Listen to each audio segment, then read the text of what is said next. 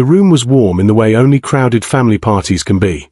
A mix of perfume, food, laughter, and music blending into a soft background noise that never really stops. Her father's birthday banner hung crookedly across the wall, gold letters catching the light every time someone walked past.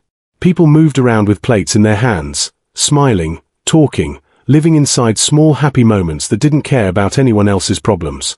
I stood beside her near the drinks table, holding a glass I hadn't touched in 10 minutes. She looked beautiful that night.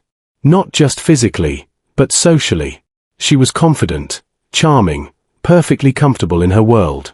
Her world. She laughed at something her cousin said, then turned toward me, her smile fading into something more serious. She leaned closer so only I could hear her. And that's when she said it. "You're not good enough compared to Derek." The words didn't land like an explosion. They landed like a quiet click. Like a lock snapping shut inside my chest. For a second, I thought I misheard her. The music was loud. People were talking. Someone dropped a plate behind us. I smiled slightly, waiting for the joke, the follow-up, the laugh that would tell me she didn't mean it. But she didn't laugh. She didn't smile. She just looked at me with calm eyes and took a sip of her drink. "I mean, look at him," she continued casually. "He has his life together. He's confident. Successful. Everyone respects him." She shrugged. "It's just different with you." Different. That word hurt more than the comparison. Because different meant lacking. Different meant less. Different meant wrong. I felt heat rise into my face, but I kept my voice steady. "Is that how you really feel?" I asked. She nodded slowly, like she was explaining something obvious to a child. "I don't want to hurt you," she said. "But yes. I've always felt that way a little. Always. So this wasn't a bad day. This wasn't alcohol. This wasn't a mistake. This was the truth she finally felt comfortable enough to say out loud. Around us, the party kept going. Her father was laughing loudly near the cake table. Someone turned up the music. 2 kids ran past us chasing balloons. Life didn't pause for my heartbreak. And somehow, that made it worse. I searched her face for regret. There was none. Just honesty. Cold, simple honesty. "Why are you telling me this now?" I asked. She hesitated. "Because I thought you should know." No, she told me now because she felt safe doing it. Because she thought I wouldn't leave. Because she thought I would accept it. I swallowed hard. 1,000 memories flashed through my mind. All the times I supported her when she doubted herself. All the times I stayed up late listening to her fears. All the times I chose her when choosing her wasn't easy. All the times I put her first.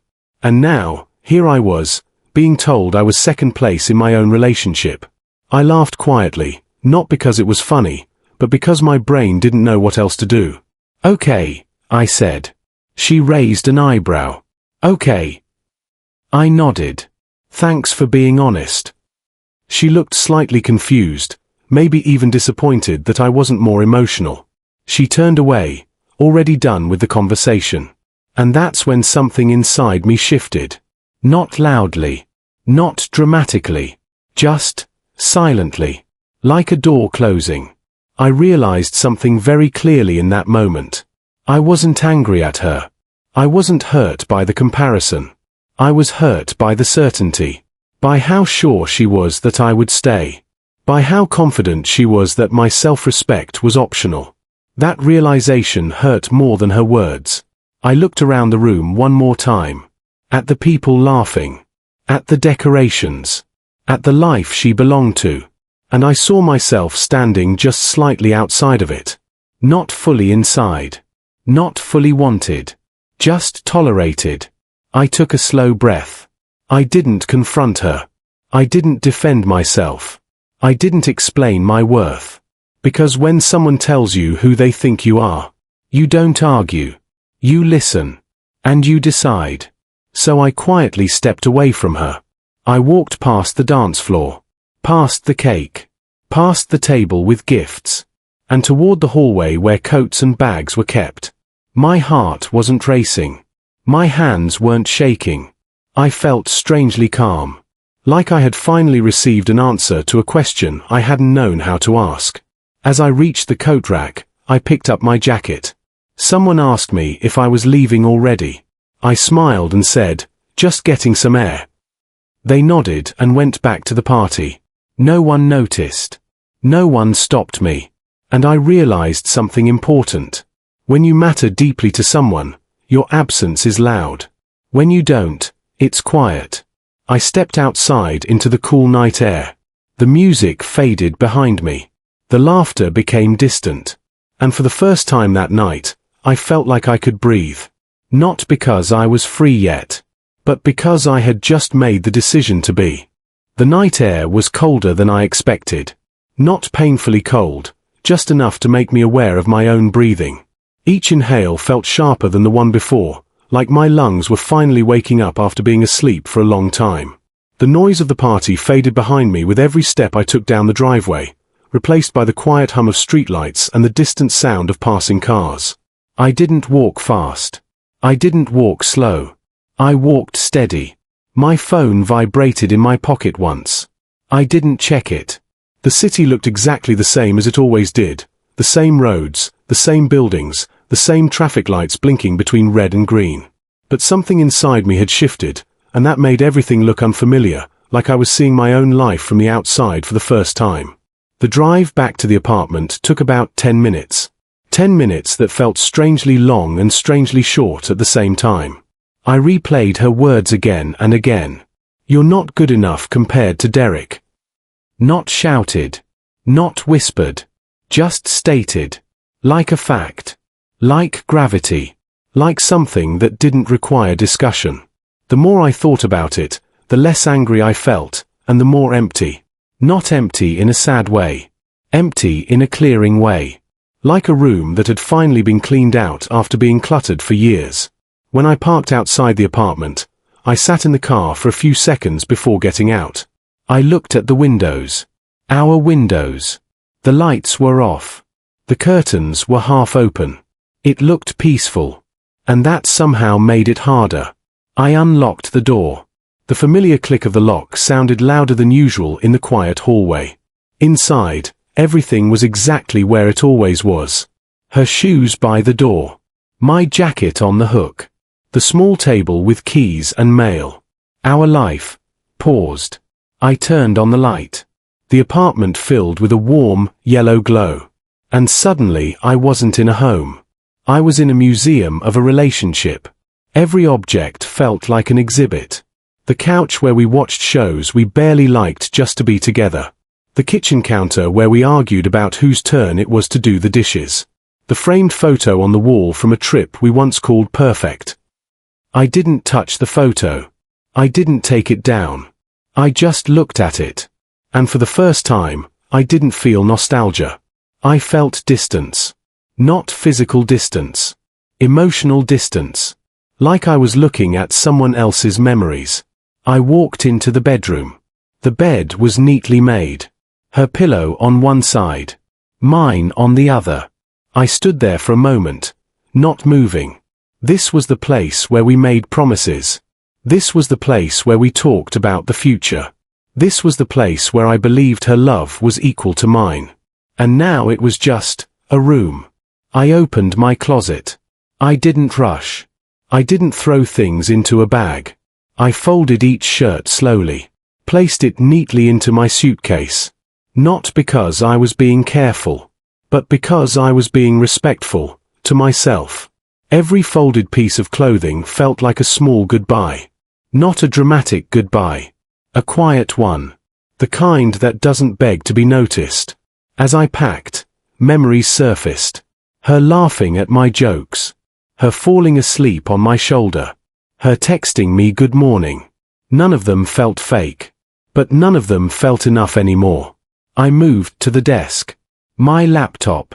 My documents. My notebook filled with half-written ideas and plans. All the parts of my life that existed outside of her. I packed those too. Then I opened the drawer beside the bed. Inside was my watch. The one my father gave me years ago. The one thing in that apartment that had nothing to do with her. I held it for a moment longer than the rest. Then placed it gently into my bag. That felt symbolic. Like I was reclaiming myself. I checked the bathroom. My toothbrush. My cologne. My towel. Small things. Personal things. The kind of things you don't notice until they're gone. And then I was done. One suitcase. One backpack. That was it. Years of my life reduced to what I could carry. I stood in the middle of the apartment. Listened to the silence. No TV. No music. No voices. Just the low hum of the refrigerator and the faint sound of traffic outside. This wasn't abandonment. This was closure. I walked over to the door. Put my hand on the handle. And stopped. Not because I was unsure. But because I wanted to acknowledge the moment. I turned around and looked at the apartment one last time. Not with anger. Not with sadness. But with gratitude. Because this place showed me something important. Love that makes you feel small isn't love. Love that makes you compete isn't love. Love that makes you question your worth isn't love. I whispered quietly, even though no one was there to hear it. You don't get to decide my value. Then I turned off the light, closed the door behind me, and walked away. Not from her. From the version of myself who thought this was enough. I returned to the party almost like a ghost. The music was louder now. The laughter sharper. The energy lighter, as if the world had no idea what had just happened in the quiet hallway outside. She was there, in the middle of the room, framed by balloons and the glow of fairy lights. She looked radiant, laughing with her friends. Every gesture, every tilt of her head, every flash of her smile reminded me why I once loved her so fiercely. But this time, I saw it differently. Not with longing. Not with hope. But with clarity. I walked in slowly, deliberately, as if the floor itself would announce my presence. Her eyes met mine. A flicker of surprise crossed her face. "Oh, you're back," she asked, her voice light but edged with curiosity. I nodded. "Yeah. I just needed to grab something." She tilted her head. Something about the way she did it made me think she knew I wasn't lying. But she didn't question further. She never had to. I carried my calm like armor. A quiet assertion she couldn't ignore. I walked closer. The room felt crowded, yet somehow it felt empty between us. "Everything okay?" she asked again. A playful smile lingered on her lips, the kind of smile that used to make my chest tighten. "Yeah," I said softly, almost too softly for the music, "just came to say goodbye." Her eyes widened slightly. "Goodbye? You're being dramatic." I shook my head slowly. No, I wasn't dramatic. I was precise. "Not dramatic," I said. "Decisive." I reached into my bag and pulled out my keys. Held them out. Her smile faltered. Confusion replaced amusement. What is this?" she asked, her voice cracking slightly for the first time. Panic, barely visible, crept through her usual confidence. "I packed everything," I said calmly, my tone unwavering. A hush fell over her for a brief moment, not from the party, but from the weight of the words. I could see her processing them. She opened her mouth to speak, then closed it. Another attempt. No words came. I don't understand," she whispered finally. I leaned in slightly, the way she had leaned toward me earlier that night. My voice was soft, deliberate, almost intimate. "You're right," I said, echoing her earlier words. "I'm not good enough for you." Her eyes widened further. Panic morphed into disbelief. She blinked, searching my face for something that wasn't there. "Then, why?" she started. "So I'm choosing someone who thinks I am," I said, cutting her off gently but firmly. That stopped her completely. No words. No reaction. Just a slow realization settling in, piece by piece, like ice melting too late. I didn't wait for her response. I turned and walked away. Not because I wanted to hurt her. Not because I wanted revenge. I walked away because I had finally claimed something I had lost without knowing it, myself. The room blurred around me. The laughter, the clinking of glasses, the flashing lights, all of it became background noise. She was still standing there, frozen, as if she had been pulled out of her perfect little world and thrown into a new reality. For the first time, I felt no guilt. No lingering attachment. No anxiety about how she would react. Just peace. It was strange how liberating it felt. The rest of the party happened around me, indifferent to the small yet seismic shift in my life. People danced. People laughed. People cheered for her father cutting the cake. And I walked through it all like a shadow, untouchable and yet fully awake. I found a quiet corner, just for a moment, and breathed. Memories of the past few years surfaced, times when I had doubted myself because of her, times when I had bent over backward to prove my worth. Every laugh I forced. Every compromise I made. Every silent disappointment I swallowed. All of it. And suddenly, I understood the true cost of staying. It wasn't just my time. It wasn't just my happiness. It was me. The person I was before her judgment, before her comparisons, before her subtle dismissals. I allowed myself a small smile. I hadn't lost anything tonight. I had reclaimed everything. A few minutes later, she found her way toward me. "Please," she started, her voice a mixture of urgency and desperation. "Just explain. Why are you doing this?" I looked at her, calm, steady, resolute. "I explained," I said softly. "I'm doing this because I realized I don't need validation from someone who measures me against another." Her face shifted. Anger, disbelief, confusion. She stepped closer, but I didn't move. "You can't just walk out," she said, her voice rising slightly. "We're supposed to be. I mean, we were supposed to be something different," I replied. "But you've already told me what you think of me.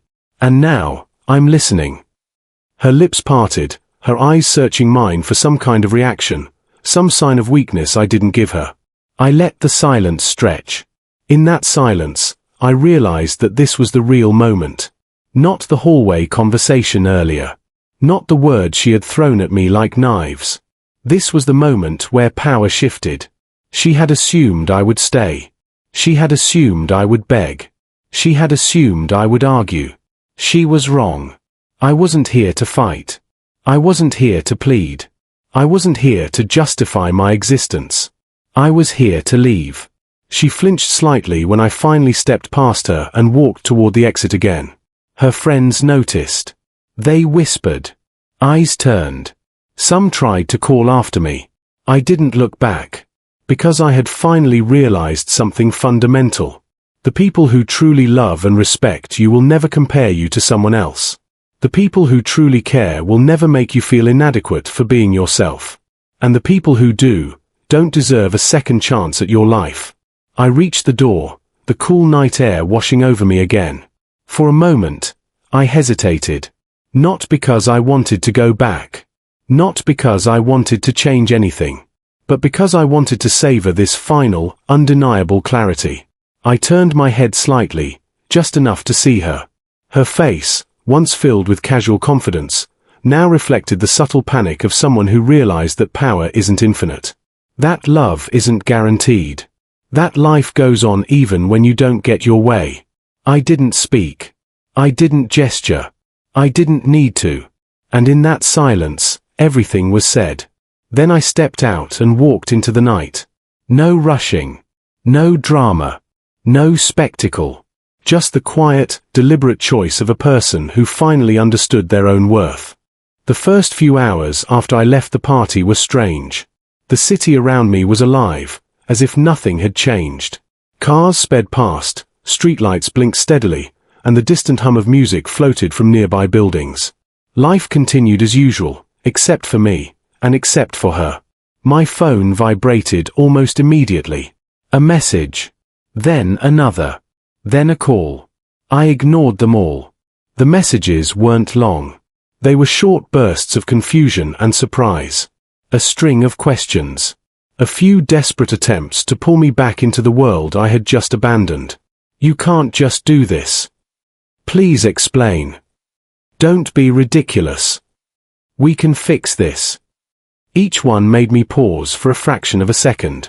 Not because I was unsure, but because I wanted to understand the extent of the chaos I had caused.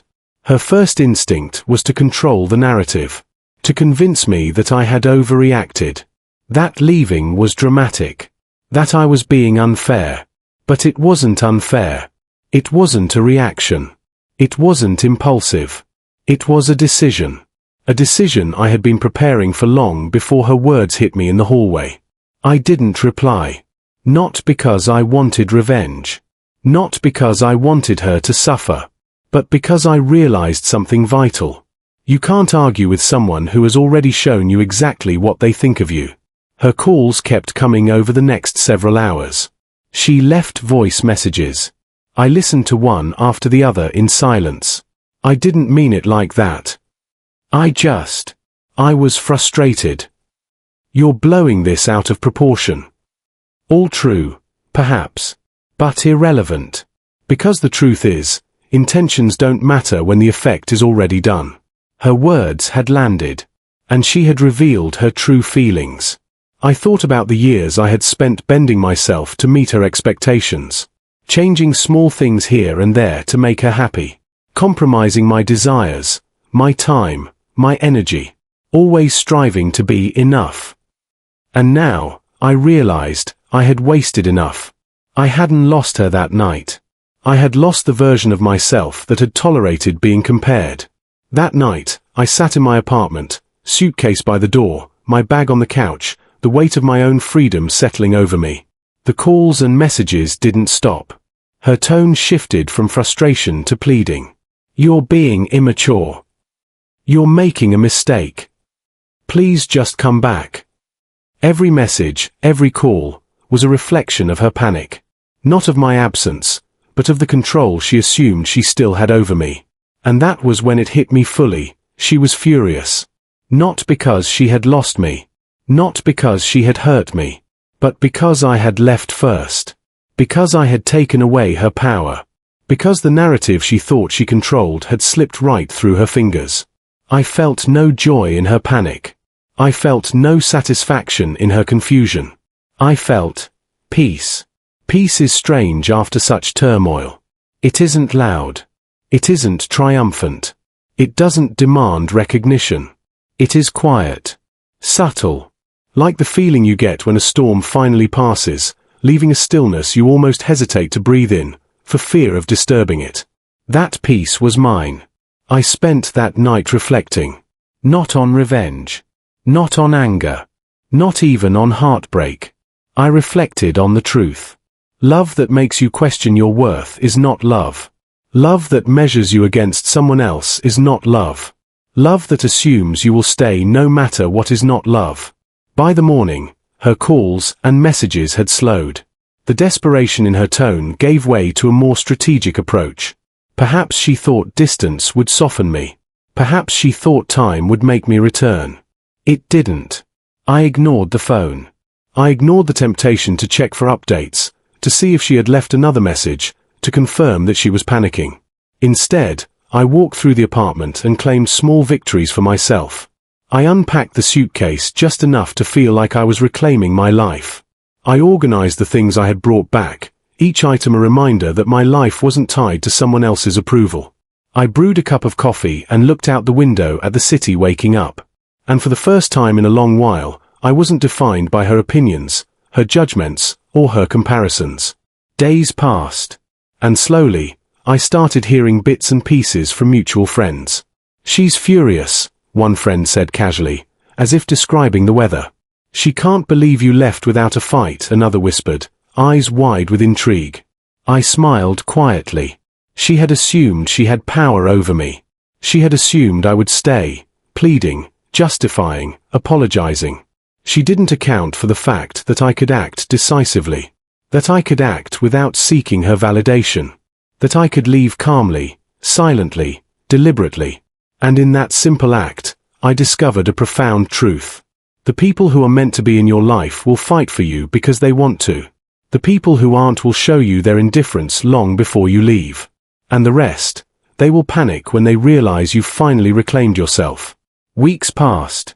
The messages slowed to nothing. Calls stopped. Her attempts at control failed. I didn't gloat. I didn't announce my victory.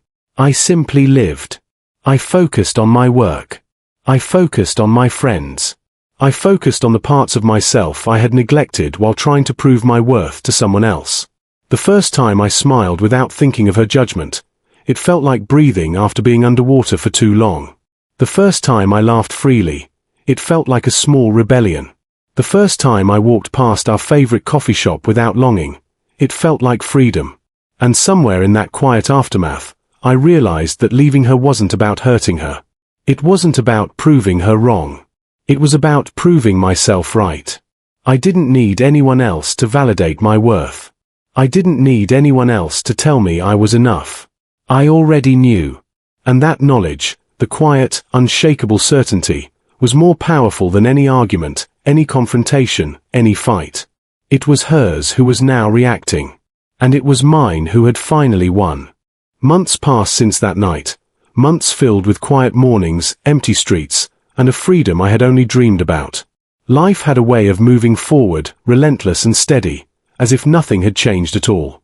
And in many ways, nothing had changed.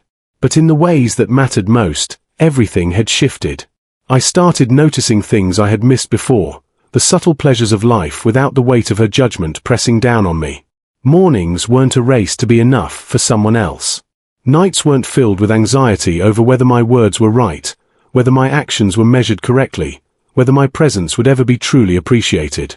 For the first time in years, I felt whole. I rebuilt routines. Not to impress anyone. Not to reclaim anyone. But for myself. I drank coffee while watching the sunrise, savoring the quiet. I went for walks, not to run from thoughts, but to think freely. I laughed at my own jokes again, without waiting for a smile or approval. And slowly, life began to feel lighter. One evening, I ran into her by accident. It wasn't planned. Not dramatic. Not orchestrated. Just a chance crossing on a busy street. She saw me first. Her expression shifted instantly. Surprise, confusion, panic, and then the faintest flicker of recognition that she was no longer in control. She tried to speak. Her voice wavered slightly, a rare break from the confident tone she always carried. Hey, I smiled politely, softly, almost tenderly. Take care, I said.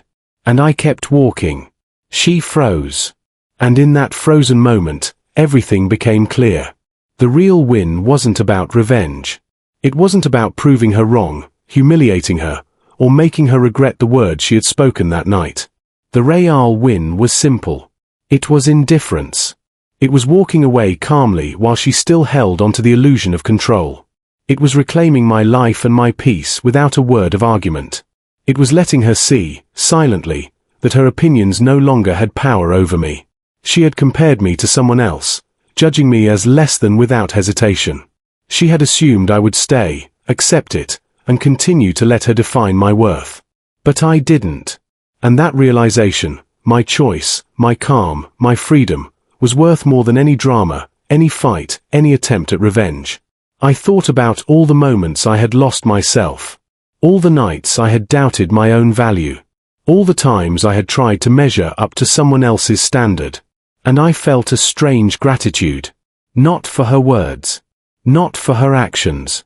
But for the clarity she gave me. For the moment she showed me that I had been giving my love, my energy, my respect to someone who would never see it as equal. That clarity was priceless. In the weeks that followed, I continued to focus on myself. I nurtured friendships that had quietly supported me while I was tangled in her expectations. I pursued projects I had abandoned. I rediscovered hobbies I had set aside. I didn't need to check up on her. I didn't need to see if she regretted it. I didn't need to remind myself that she was wrong. Because I wasn't living for her anymore. I was living for me. And that made all the difference. Sometimes, I thought about what it would be like to see her happy with someone else, maybe even Derek. And I realized it didn't matter. It never mattered. Her happiness was hers. My happiness was mine. We had reached a point where our lives were separate. And separation, as painful as it had seemed at first, became the greatest gift either of us could receive. There were moments of temptation. Moments when I caught myself thinking about the arguments, the laughter, the intimacy we once shared. But each time, I reminded myself, love that diminishes you is not love. Every memory, every shared moment, was now a lesson rather than a chain. The real lesson. Self-worth cannot be measured by someone else's approval. Respect cannot be demanded from someone unwilling to give it. And love that compares is not love at all. One day, months after the party, I walked past the coffee shop we used to frequent. I saw her inside. She glanced up, recognized me, and froze.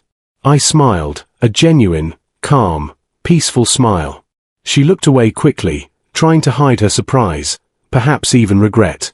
I didn't wave. I didn't speak. I didn't linger. I just walked past, fully aware of the quiet power of my indifference. Because that night, the night she said I wasn't good enough compared to Derek, she had revealed the truth about her feelings. And in leaving, in taking back my life, in refusing to argue or explain endlessly, I had revealed the truth about mine. I am enough. Without apology. Without comparison. Without anyone else's validation. Life continued. Days flowed into weeks, weeks into months, months into years. And with every step I took in my own direction, I felt lighter, stronger, freer. The party, the words, the comparisons, they became distant echoes. Not because they didn't matter, but because I had already decided what mattered, my peace, my worth, my life. And that, in the end, was the real victory. The victory wasn't in proving her wrong. The victory wasn't in making her regret. The victory was in reclaiming myself. It was silent. It was private. It was unstoppable. Because the moment she compared me to someone else, she already lost me. She just didn't know it yet. And I walked on, free.